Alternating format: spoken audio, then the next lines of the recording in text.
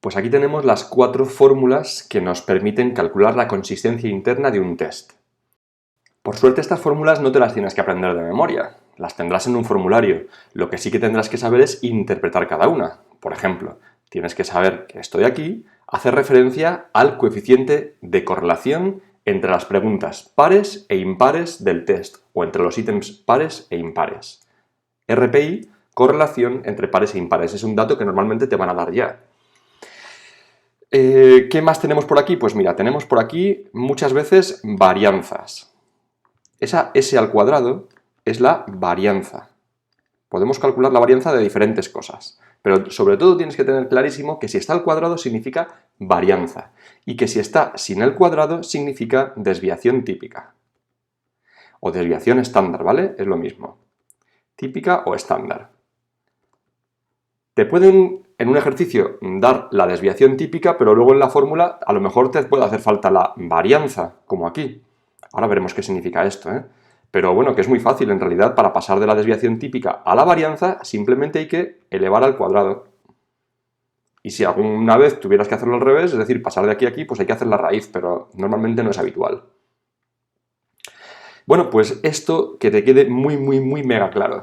Al cuadrado es varianza, sin el cuadrado es desviación típica o estándar, ¿vale?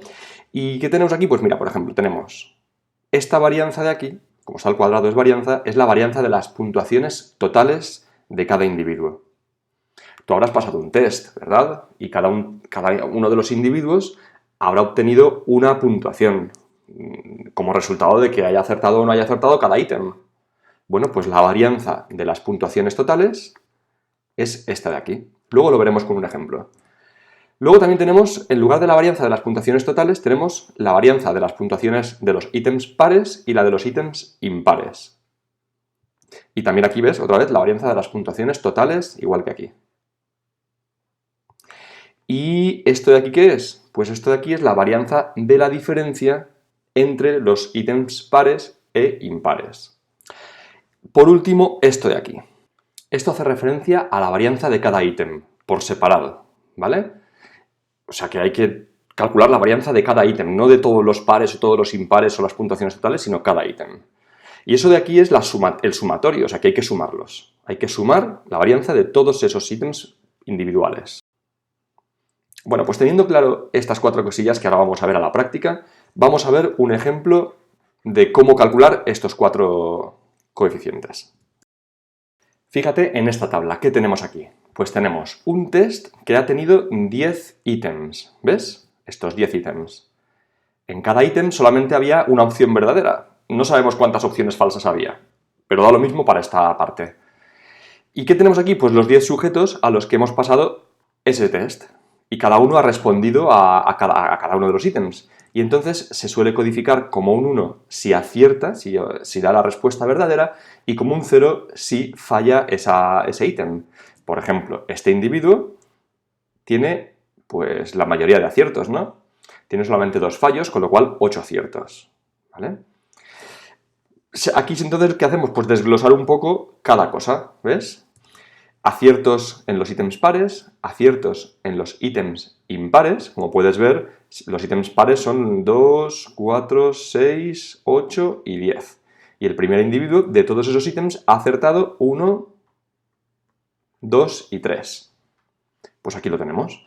Y lo mismo con los impares, para cada individuo. Eso es lo que significan estas 2 columnas de aquí. ¿Qué más tenemos por aquí? Pues las diferencias, ¿ves? A esto hace referencia eso. ¿Ves? Las diferencias entre pares e impares. Se ha restado pares menos impares. O también puede ser que la resta se haga al revés, ¿eh? No influye para nada, ¿eh? Si se hace impares menos pares, el resultado es el mismo, ¿eh?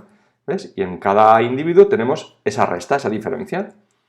Y por último tenemos también las puntuaciones totales, ¿vale? El primer individuo acertó 8 ítems, por tanto tiene 8 puntos. Y así con todos. Por cierto, este 8 obviamente es la suma de este 3 y este 5, claro. ¿Bien? ¿Qué tenemos aquí abajo? Aquí tenemos las varianzas. ¿De qué? Vamos a ver esto de qué es. Tenemos, por un lado, la varianza de cada ítem. Es decir, si yo sumase todos estos valores de todas estas varianzas, que son las varianzas del ítem 1, el ítem 2, el ítem 3, obtendría precisamente este numerador que me piden aquí.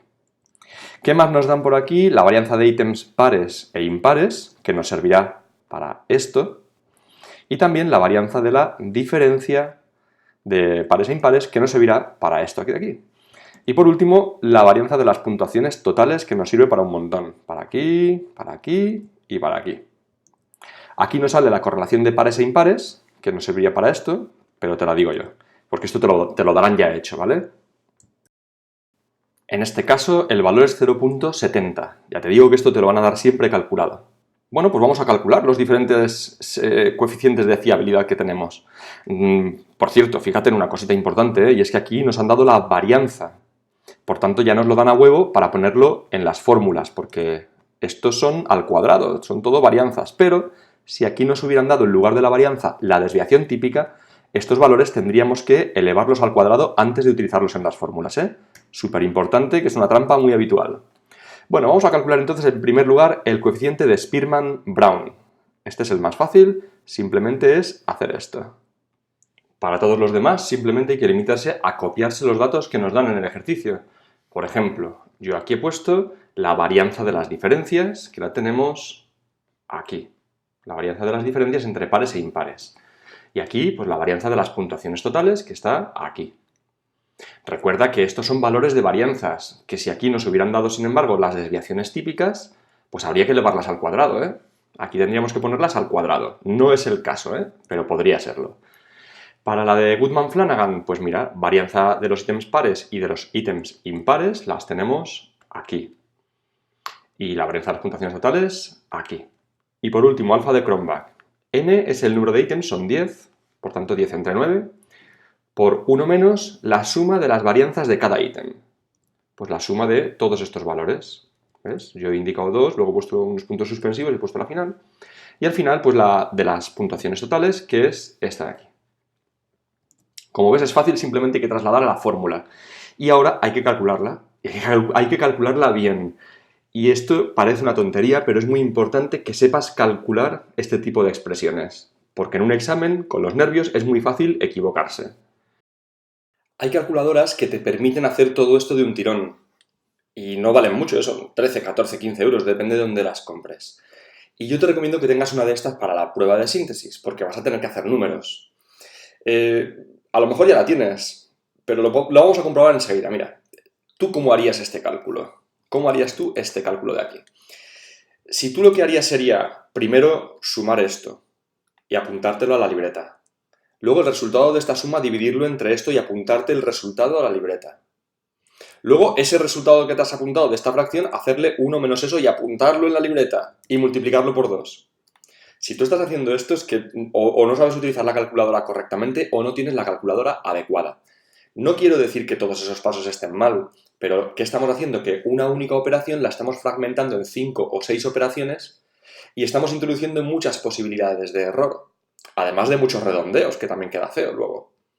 Entonces, todo esto se puede hacer de un único tirón si tienes la calculadora adecuada. Y te lo voy a explicar ahora, ¿vale? Atento, fíjate.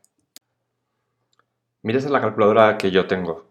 Y no es importante que te fijes en el modelo, porque posiblemente ya ni lo encuentres en el mercado. Este código va cambiando muy rápido, entonces olvídate de ese código. Tú céntrate en la foto de la calculadora. Si la calculadora tiene esta tecla, es decir, un cuadradito, una raya y otro cuadradito que indica una fracción, es que tu calculadora es buenísima para hacer este tipo de cálculos. Te voy a enseñar cómo. Mira, lo primero que hago es encenderla y buscar que esté en el modo adecuado. Así que tecleo modo y me voy al modo 1. Una vez está en el modo 1 ya puedo poner fracciones. Por ejemplo, la primera expresión. ¿Ves? Esa simboliza la fracción. Así que pongo ahora, fíjate que está el cursor parpadeando en el numerador, pues pongo lo que sale en el numerador, 2 por 0,70. Y ahora para irme al denominador, pues lo que tengo que hacer es, con el cursor, irme hacia abajo. Y pongo 1 más 0,70. Y le doy al igual. Ya tengo ahí el resultado. Vamos a hacer lo mismo con una operación un poco más compleja. La tercera, la de Goodman-Flanagan. Fíjate, simplemente tengo que trasladar lo que yo veo en mis apuntes a aquí. Sin necesidad de partirlo en 5 o 6 cálculos. Fíjate, 2 por paréntesis 1 menos, y ahora después del menos, ¿qué hay? ¿Una fracción? Pues pongo aquí la fracción. Ahora está parpadeando el cursor en el numerador, pues voy a poner lo que pone en el numerador.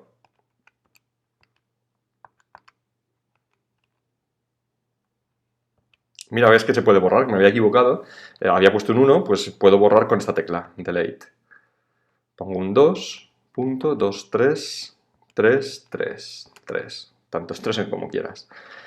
Y ahora, para bajar al denominador, pues voy otra vez hacia abajo. Fíjate que habría aquí un paréntesis, ¿eh?